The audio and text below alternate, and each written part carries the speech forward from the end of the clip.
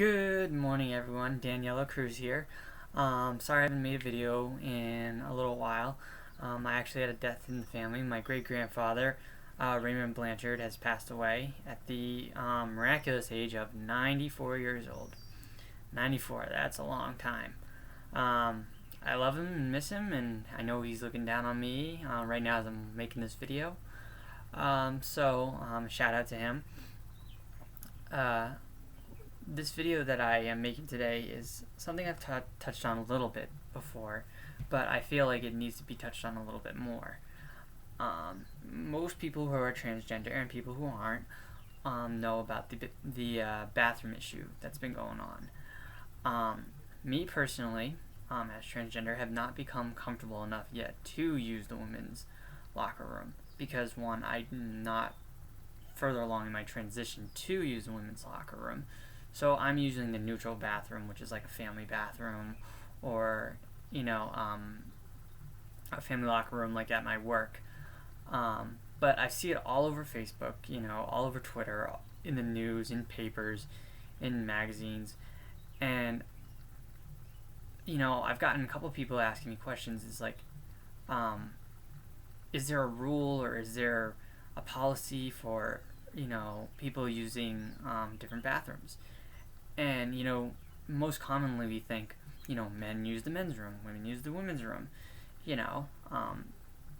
but it's different when someone's transgender. Now me myself, I identify as female, so could I use the women's room? Yes, I could. Will it create problems? I think it will, because like I said, I'm not fully transitioned yet. So people, especially the women, if I went in there, would probably look at me a little strange and probably either file a complaint or think I'm being a pervert or something. And that's the thing that's also becoming a little concerning too, is people that are faking being transgender. Now that upsets me a lot, because then it's giving the transgender community a negative response. But I don't like seeing all these cartoons that I've seen in like my local paper about transgender, where there was a picture of a man who looked like a creep and he was walking in the women's room, and there's a mother and a child and they're like all scared, and he has in the bubble, it says, "Okay, it's okay, I'm transgender." That kind of thing is really disrespectful towards the transgender community and is really taken out of context. I feel like this issue will die down eventually, but I think with social media and people who just don't understand transgender people are making it worse.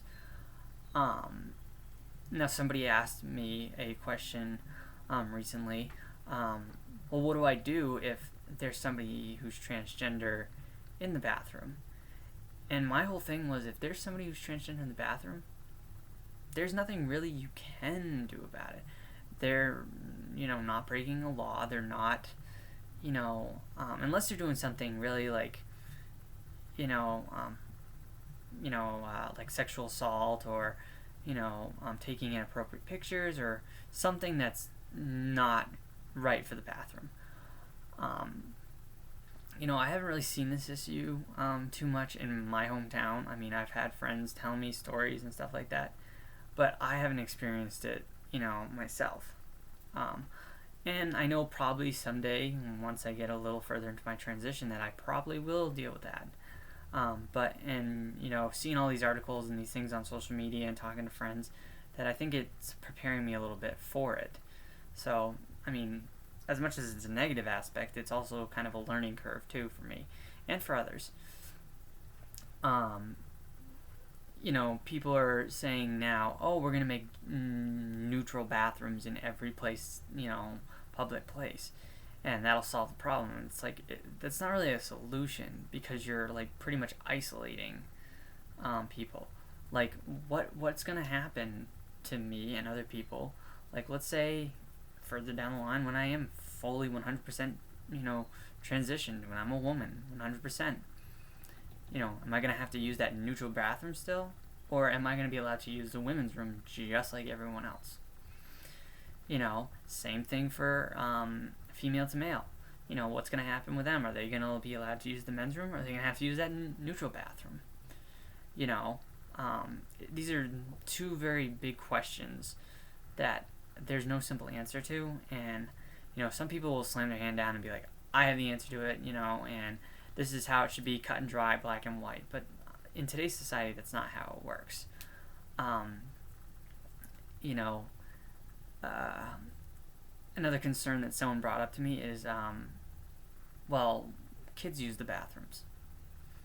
That's true. A parent's job, if a transgender person is in the bathroom, is not to cuss them out, not to report them for anything.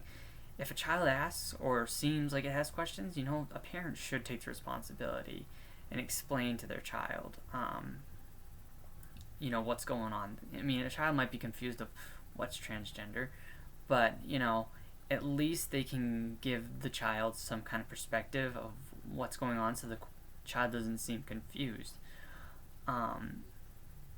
Because children pick up on things, a lot better than adults do, because their mind is so, But, this whole issue with the bathroom thing is, honestly, it's gotten really annoying, and I'm a little angry about it at times, and, I don't let it get to me, but, it's a concern because I have had friends that have had to deal with it, and it's, it makes them sad because they feel like, if they're out in public and they have to use the restroom, they feel like they have to, go home, wait until they go home or whatever to use the restroom. And it's like, they shouldn't have to do that. They should be able to use the public bathroom just like anyone else. If you guys have any other questions about things that I've seen, read, or whatever, about the transgender community and this whole bathroom issue, feel free to message me. Don't forget to like and subscribe to my page, and have a wonderful day, and I will see you next time. Thank you. Bye.